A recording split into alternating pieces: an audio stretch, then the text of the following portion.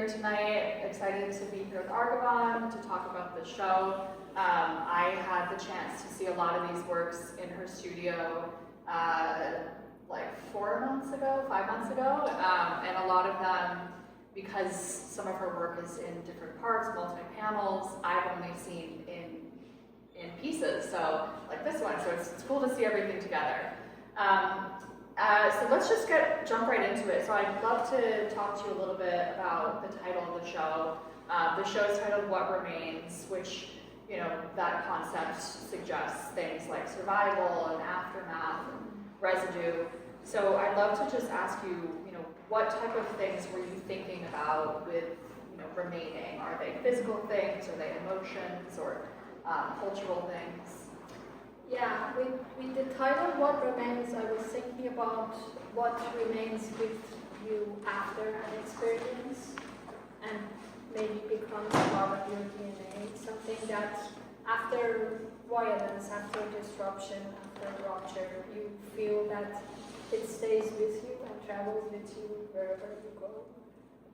But not in a very passive sense, something that leaves room for evolving to pushing back. Because for so long my work was about reflecting on my memories from home. I was born soon after the 1979 Islamic Revolution, so all my formative years, most of my life was formed during those very disruptive years. And for the first few years that I was here, my work was like an immediate response to that life experience. But the more the time passed and the more I felt that this psychological distance, I feel like my work evolved in another way. It turned more inward. It was like an aftermath of being born and growing up under that situation, and now looking from afar through family, friends, news, and I realized that it creates something in your psyche, or there are things that are etched in your DNA in a way that stays with you. So these works, especially the works in the front room, the altar pieces, are a visual translation of that sort of feeling. Did the title come as you're making the work, or did you think of it after? I thought about it after. I'm usually not good with words, so usually titles for both artworks and the show comes really later. But I had it was like a foggy image of what I wanted the pieces to be, but not in concrete words. Mm-hmm. So closer to the show when Lucy pressed on to come up with a title. Deadline. Yeah. I felt like this title really crystallizes all the thought process behind this body of work. Mm-hmm. And you mentioned the altar pieces, which I love that. I love this new body of work that you're doing. I'd love to know a little bit more about, you know, how you developed this body of work, and if you could tell us a little bit about, you know, the intimate scale of them as well. So that body of work sort of, because usually in my studio each work leads me to what to do next, and that's why I really love to work in series, because things like a momentum builds up on its own and every idea leads to the next. That series actually started with the work that is on the wall that when you enter, you see there's like a white curtain. And in that piece, the double hinged panels were part of a larger piece, and then I thought that can be developed into a piece on its own. And then this altar piece format felt very true to what I was thinking about at that moment, and I thought that I can build upon that. Like the small scale and the idea behind the original historic personal altar pieces that were built so that they can be taken with the person while they travel, was very something that felt close to how I felt at the moment as an immigrant, but detached from that religious context and more within a more secular context. And I looked at it as something that belongs to the art history canon, not to a certain religion. And also in my studio, I like to switch between different modes. Like for a long time I worked on paper, then I moved to more three-dimensional, more object-oriented works. For a long time I was working on these like large pieces, often freestanding, and then I thought that I like to switch back to smaller scale and explore more intimate subjects. So that was how I started this piece, and also like the objecthood and the suggestion of the functionality of that object, also like the hinged panels felt really something that had potential to be expanded. Yeah, because when I first saw your work, it was, I guess that was like maybe 4 years ago when you had the show here that I believe came from the Rhodes Art Museum. Yes. That was those freestanding, like almost like Marisol, like totemic pieces. And so, you know, I feel like there's elements of that still in your work because of that kind of architectural elements, and you know, with these altars as well. And I'm curious if you think a little bit more about the scale of the altars, the small size. Does having the smaller size change the possibilities of what you're able to do with the work? Yeah, those works, that series were inspired by the Women Like Freedom movement. So it was, as I started the conversation, it was responding to something more collective, but these are more inward, so the smaller scale felt right. And it opened up a lot of possibilities. One was that the smaller scale led me to be open more to experimentation, because I could come up with an idea and then finish that idea in a shorter and less like physically demanding process. So when each idea led to the next, I had a lot of time and energy to go through all the different possibilities of each idea. And also in terms of composition, the small scale allowed me to explore some compositions that otherwise, if they were in like human scale, that would feel different and maybe not the right fit. Like if I had like the body fragments, the like portraits that are cropped or obscured in the smaller pieces. So that was another potential that that exact composition was larger, that wouldn't have the same effect. And also in terms of how to work with material, I could be more experimental and try out more intricate, like three-dimensional layerings that would be almost impossible in larger scale. And also how it could, because a lot of my work is inspired by Persian miniature painting, and the small scale sort of felt that it is within that historic language, although detached from that context. But I really like that resemblance. Are the altars something you're still continuing to work on?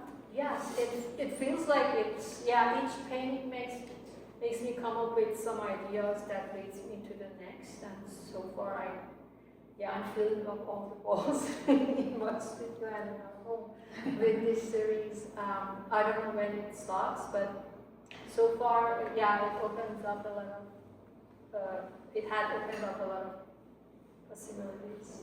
Because your studio is your home. Yeah. Down there. So it's kind of hard to separate. Yes. Yeah, it definitely becomes like a little bit of a gallery having your art everywhere, which is also wonderful. Are you also working on larger pieces when you're working on the altars?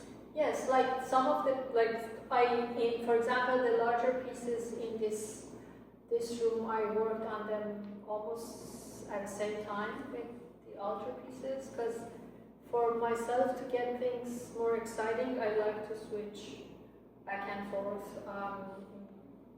in between works. So yeah, I have some ongoing pieces that are larger, some smaller, so that I can keep myself excited and not bored. I'd love to ask a little bit about some of the content of the work. Some of them have these moments of these kind of unresolved moments, as if something is in suspension. I'm curious what kind of draws you to these moments that don't feel quite solid. That's a good point, that like observation, and I think it's true about my past works as well. I think that I'm more interested in artworks that don't ask the question and then answer it in the piece. And I'm more interested in the artwork to be like an open circuit. So there are questions presented to the viewer, and then there is room for interpretation. And a part of it is, I think, is because of the compositions. I am drawn to like very like horizontal, vertical, horizontal, and sometimes diagonal compositions that tends to make the composition visually feel calm, and also the choice of color, the harmonious colors and shapes also add to that. But also, like in terms of subject matter, in my work, often the layer, like the surface, the skin, is something harmonious and calm and peaceful. But the more you look at the piece, there are some moments that makes the underlying feeling maybe violent or disruptive. And I feel it, and for me, it's like a visual translation of how I feel life is, based on my own experience. So a part of it is because of that. And also in general, I am very drawn into the idea of duality and contradiction, and having that like calm surface, quiet surface, and then something more dark or sinister lurking beneath that surface feels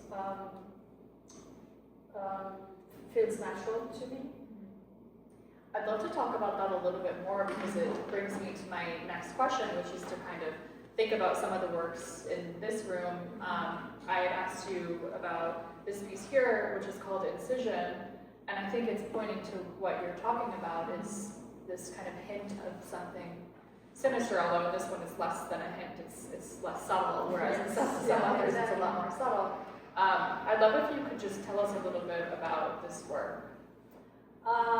So one thing that I forgot about what you just said before that is that I like to depict and have a scene in my work that it feels like the time is frozen, so you don't know exactly what was happening before this frozen moment and what might happen afterwards. So it opens up the possibilities and creates room for dialogue and conversation with the audience. In this piece, again, everything can be distilled into the idea of contradiction.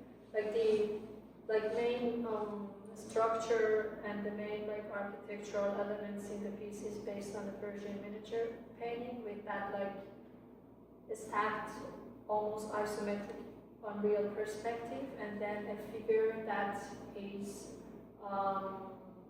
within that structure that is rendered more realistically with flesh tones and rendering that is not familiar within the context of Persian miniature painting, and also the scale, which is not proportionally right, so it gives him a bigger, larger presence.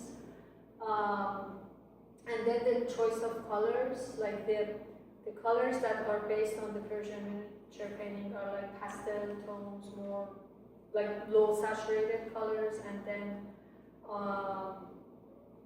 those colors that are almost like fluorescent, that are more associated with a more contemporary mode of expression. And there are some other ways to add to that contradiction, like the vertical tree that is like the backbone of the whole painting, and then how it is disrupted by the saw, and at the same time it is pulled down by the chains. So you feel like that the movement is, so the chains are trying to limit the movement, which will cause to the eventual fall of the tree. Or the contrast between like the branches that on the upper part are leafless and like in winter time, and then like the notion of growth, where exactly the light source could be in the piece and maybe like the figure's head could be. And these are all open to different interpretations and can be read more symbolically. Because you do have so many motifs and symbols in your work, do you hope that the viewer takes away a certain message, or are you comfortable letting it be open-ended? I actually like it to be open-ended, although like I have for myself, I have something that was like the starting point, but I don't want the piece to stop there, and I want to I look at these like different visual symbols as like alphabets that they can form different sentences, and different audiences can, to some extent, not like widely different, but they can come up with their own sentences. And on top of that, like beside that, I can say that I'm interested in some visual symbols that seem to be universal, but try to layer them and complicate them in a way that within that like seemingly familiar context or meanings, I can narrate my own story. And you mentioned starting points. I know you draw inspiration from Persian miniatures and European painting, and obviously geopolitical events. Do you draw inspiration? Like, what sort of starting points do you pull from? Are they images, or are they more ideas that feelings you're working through? So actually a combination of both, but when I have an idea, or maybe it's just a mood or a feeling, and if I stare at a blank canvas, that is very good. That's not helpful. I realized over the years that my creativity is more reactionary. So when I look at a lot of images, those images spark different ideas in my own mind.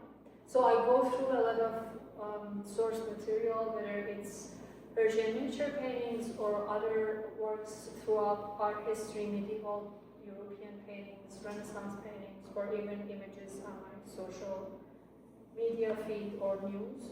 And based on that, some ideas come to my mind, and then I create sketches and then the ideas that were more unclear in my mind as like a fog become more concrete and more visualized, and then things evolve from there.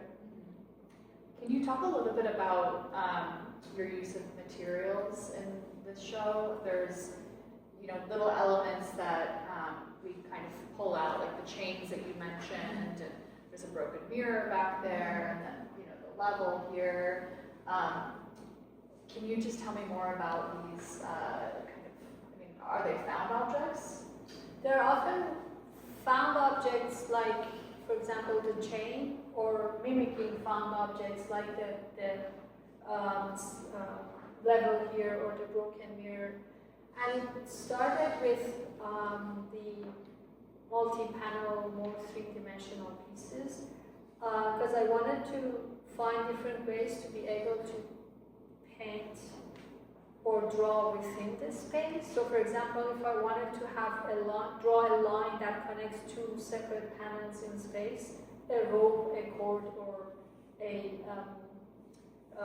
chain seemed like a logical choice.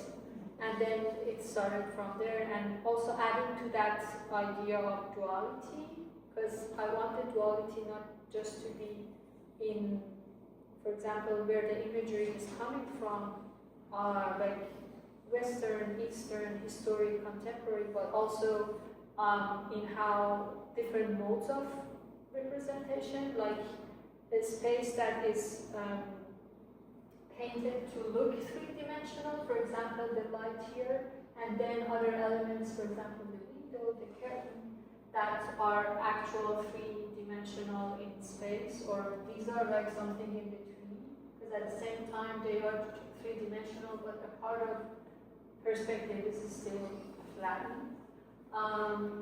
So I'm always trying to find, to experiment with different ways to blend these different modes of representation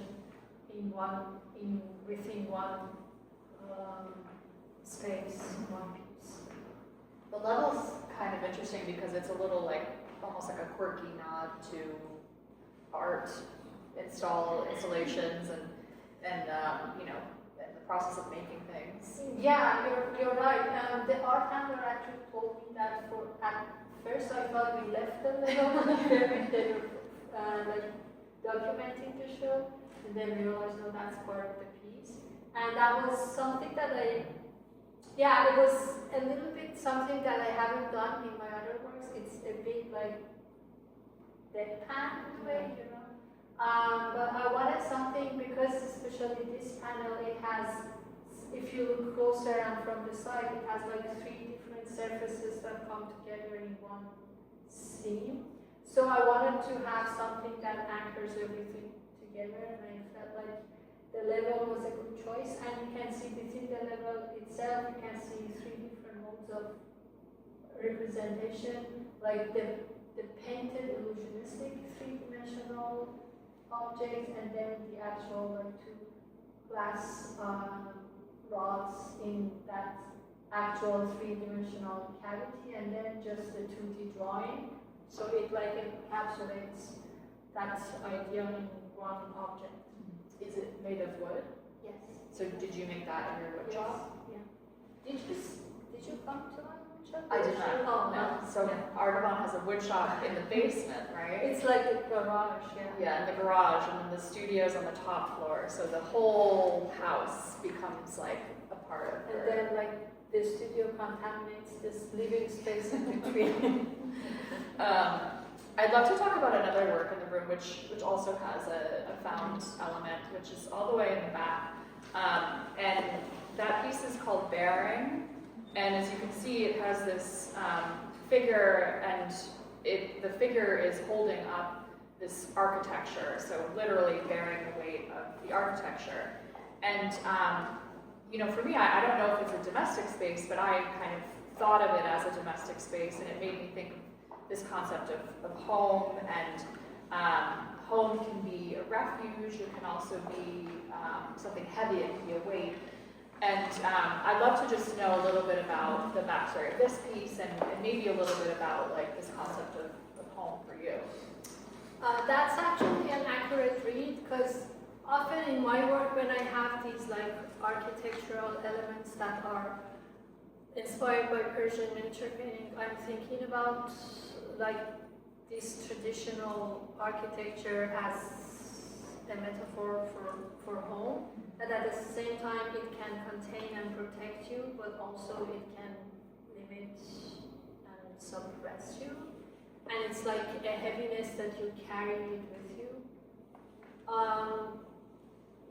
And when I think about home as an immigrant that have been here for almost 10 years, I still feel like I do not belong to a specific place. Because a part of me still belongs back home, like the history, the culture, family, friends. But I've been here for almost 10 years, I've grown here, I've lived here. So a part of me also feels that it belongs to here. So I think that's the case for most of immigrants, that they feel like they belong to this third space, which is somewhere in between. And I think in my work, maybe one of the reasons that I was very drawn into these multi-panel pieces was that the painting doesn't happen into one and doesn't conclude in one space, and it's happening simultaneously on several panels. And I think for Iranian diaspora, there is another layer of complication on top of that, because there are a lot of things about your home country that you don't feel like you belong to, because of how the political system is not representative of you. So that sense of belonging, not belonging, is more complicated in that way. For example, when you look at the national flag, when you listen to the national anthem, you don't feel like that is you, but there is part of the culture, the history that has been there throughout thousands of years that is beyond one specific political system. So it's whenever I think about home, there are so many conflicting ideas and feelings that come to my mind at the same time. I definitely think that a lot of people can relate to that.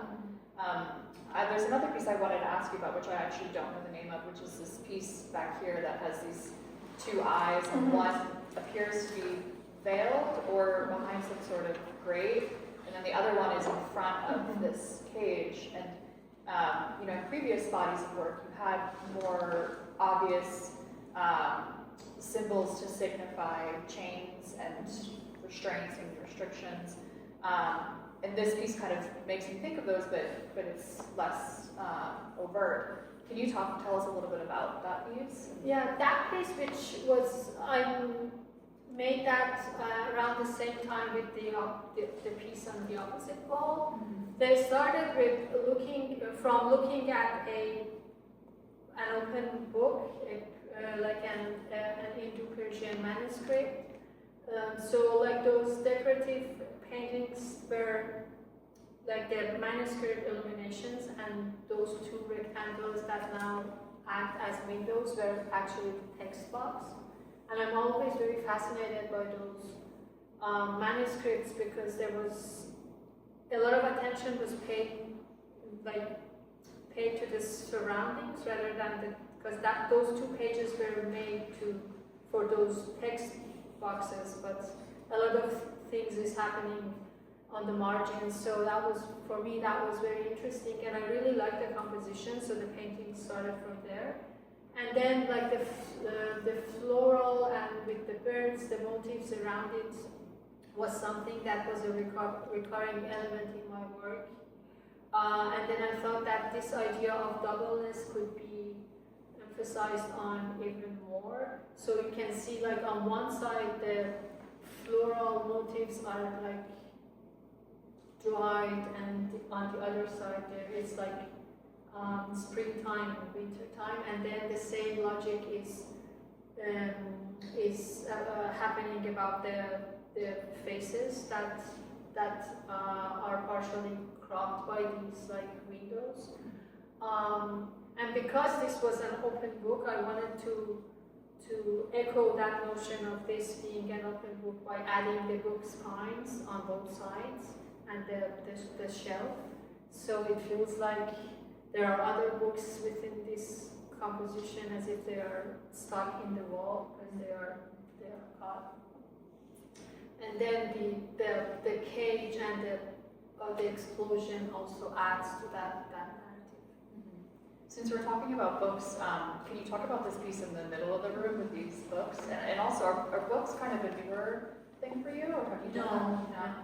No. I have, because as like going back to what I said about like I like to have these seemingly simple universal symbols and try to complicate them with my own narrative. Like books was another example. So wherever the chains or the black liquid or the cage on this, like on the lexicon of different symbols, wherever these stand, like books or light can be on the opposite pole.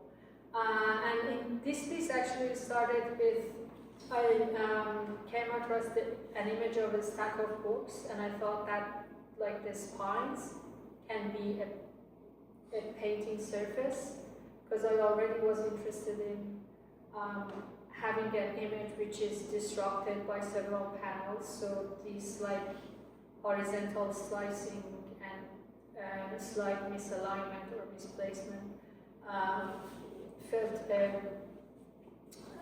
very familiar. So I started from there, and then I thought that I can build the books like 360, so they are not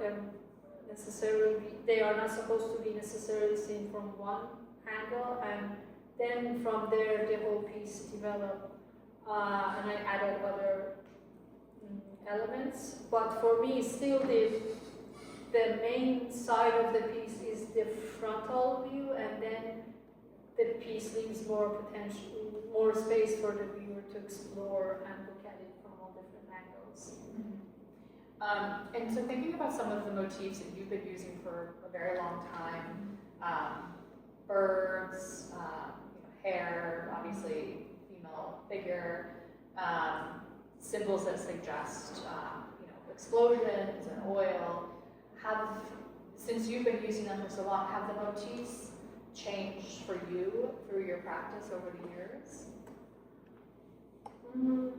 Not like dramatically, because the connotations stay the same, but as I said earlier, these like symbols to me feel like different alphabets that or words that given like based on the context that they are used, the sentence they form, they can have slightly different meanings. For example, birds, depending on the condition they're depicted, they can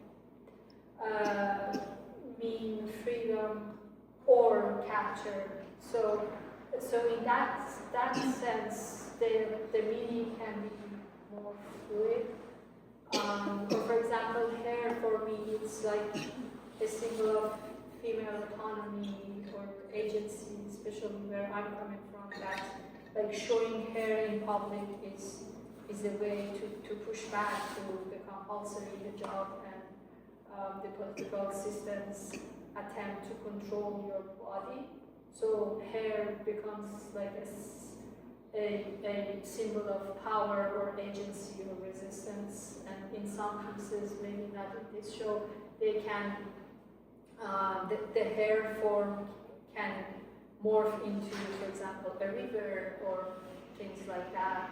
Or for example, in one of the pieces in the front room, there is like this act of, the figure is braiding her hair. So it can be read within that context that in different contexts, even a very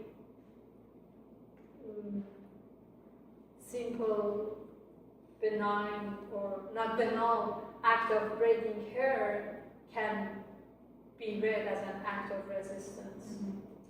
That's something I really wanted to ask a little more directly, because you've pointed to duality, which can be, juxtaposition of, 2D, 3D. It could be contrasting colors or contrasting themes. But something that I think we see really throughout the show is also this contrast of gestures of resistance within structures of control and power. And I'm curious, by maintaining this duality, for you, do you hope to convey hope, or is there power and resistance, or what does that mean to you to have both of those, this resistance and evidence of control? That's a good point and observation, because I don't want the works to end at this notion of defeat, and I don't want the figures to feel like they're victims, because there is this like a stereotypical image or idea about women or Middle Eastern women as passive subjects or victims that need to be rescued, and I want to push back and don't cater to that idea.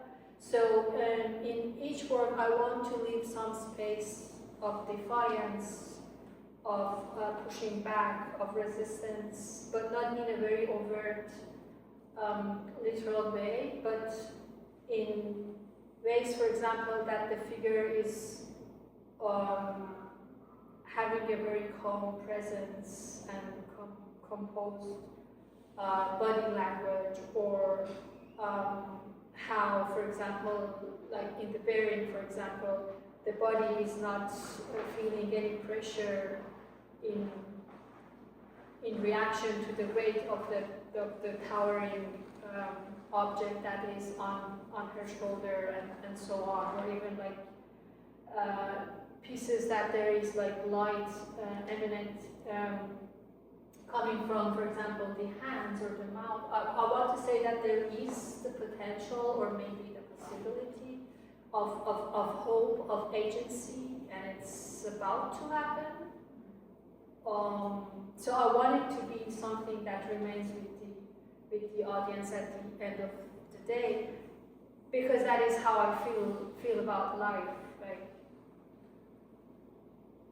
yeah. I have one more question, because I know we should leave time for audience questions. Thought this time has flown by, actually.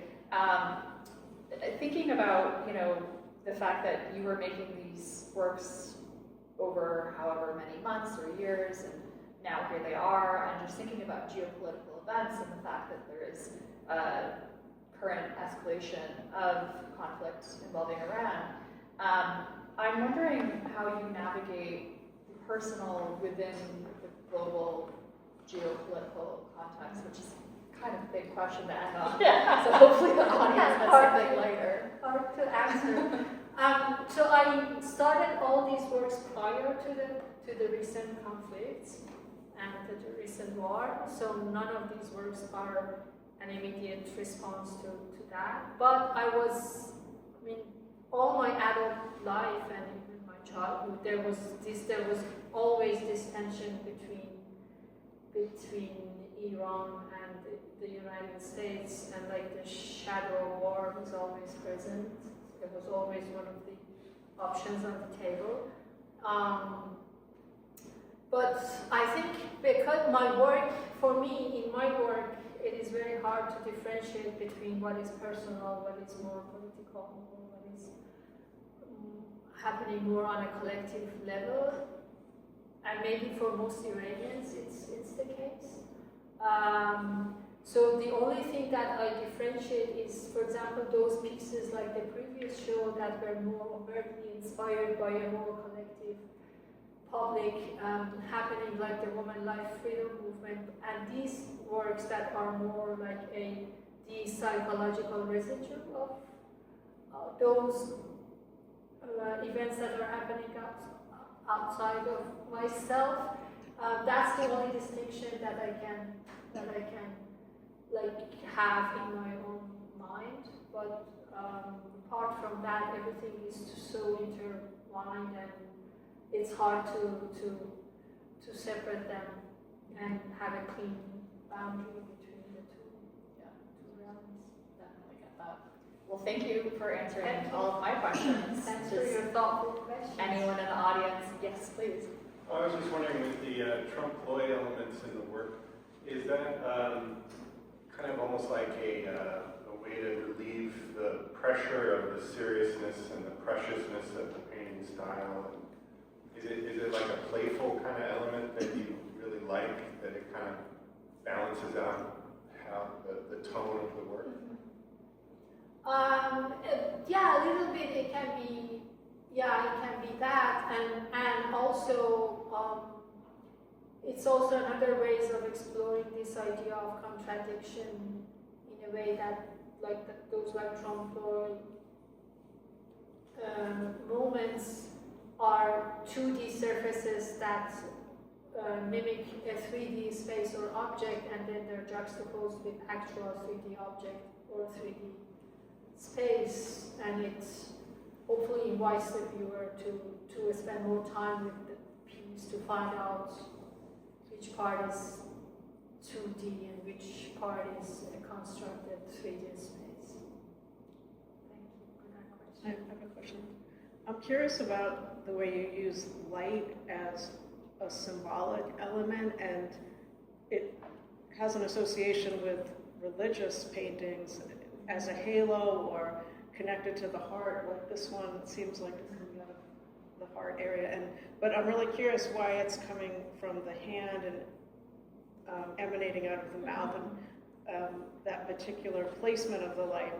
If that symbolizes something too. What's the Yeah, you're right about how light because even I have in some pieces like this freestanding piece an actual like halo, which is a very literal way of like having light in that like religious context. But like other elements in my work, I try to bring it into a more secular context. I like it to have, for example, on the hands and the fingertips, because hands are like symbols of agency and making something happen. So that it suggests that, and with like not so many examples, but in this work and some others, it's like expressing yourself, you know, or you're about to say something. And the title of this piece is Whisper, so the light can also suggest, like with that title, knowing that title, then the light coming from the mouth area, it can be read within that context.